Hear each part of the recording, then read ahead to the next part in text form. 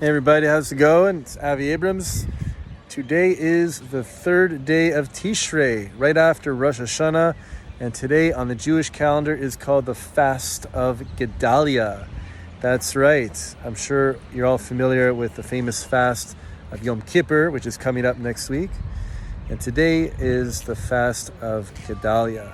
In addition to the Yom Kippur fast, it's 25 hours, we've got five fast days that were enacted by the prophets and the rabbis about 2,500 years ago. But four of those fast days are commemorating events pertaining to the destruction of the first temple. And one of those fast days is the Fast of Esther, which is the fifth one. So the four fast days, we're talking about the 10th of Tevet, when the Babylonians surrounded the city of Jerusalem, and then eventually they're going to destroy it 2.5 years later. But the beginning of the siege around Jerusalem, that's on the 10th of Tevet, usually around January time. And then we've got the 17th of Tammuz, the days that the Babylonians, and then on the same day, a few hundred years later, the Romans managed to break through the walls into Jerusalem. And then the 9th of Av, the day that the Babylonians destroyed Jerusalem in 586 BCE, and on the same date, the 9th of Av, which usually happens around July, August, is when the Romans as well destroyed Jerusalem in 70 CE. So this is what's going on over here, folks. And the Fast of Gedaliah is part of that fast day system. That after the first temple was destroyed, the Babylonian king Nebuchadnezzar appointed Gedaliah ben Achikam to be the governor of the province of Judea. It didn't last a very long time. There's different opinions about how long this period lasted.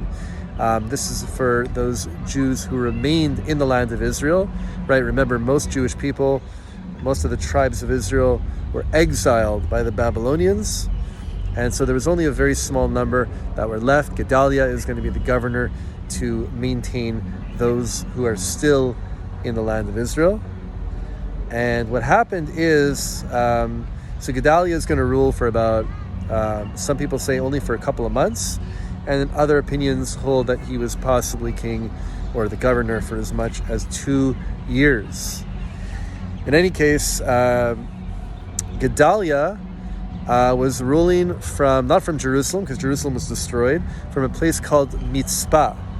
The name Mitzpah might be familiar to some of you, because Mitzpah is where, after another destruction event happened, after the Philistines destroyed the tabernacle of Shiloh, and carried off the Ark of the Covenant from the battle site to Gaza. And then after that event happened, the Jewish people went to Mitzpah to offer a sin offering, and eventually they're going to go to Mitzpah to appoint the first king of Israel, Saul. So it's only appropriate that the area where the first ruler or the first king of the Jewish people was appointed is the same place where the last ruler of the Jewish people is going to be appointed in the context of the first temple period. So Gedaliah was only a ruler for a very short period of time, but on Rosh Hashanah, which was actually yesterday, Gedaliah is going to be assassinated by Ishmael ben Netini. He's going to be assassinated, killed off. It's actually a really intense scene. It could be like something out of a movie, because Gedaliah did get intelligence. He received intelligence reports that Ishmael was on his way to take him out. He didn't believe him. He wanted to give him the benefit of the doubt. Come on, he's a good guy, Jewish guy, he's not going to kill me. I didn't listen to him. He actually invited him over for a Rosh Hashanah meal, and that's when Ishmael and 10 of his cohorts carried out this political assassination. Right after they do that, they go Matrix on everybody in the room. They start killing the family. They start killing everyone.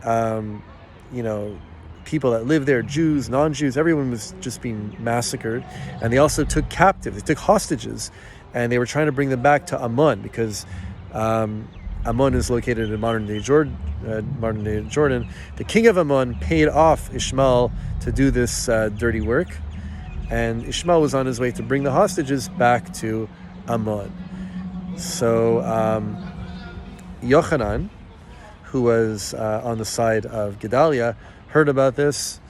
Okay, Yochanan is going to come into the picture, riding on horseback, riding with his troops. He's going to fight a battle against Ishmael. Ishmael is going to two of Ishmael's men are going to get killed. Ishmael is going to take off and flee with 8 of his men back to Ammon, leaves the hostages there. It's like this is like out of a movie. There could be like an action movie made of this thing. The end result was that the people decided, against the advice of Jeremiah the prophet, to go down and live in Egypt and just abandon. So as a result, this brought an end of the First Temple period. There was no more. This was the last official sovereign leader from this period of time.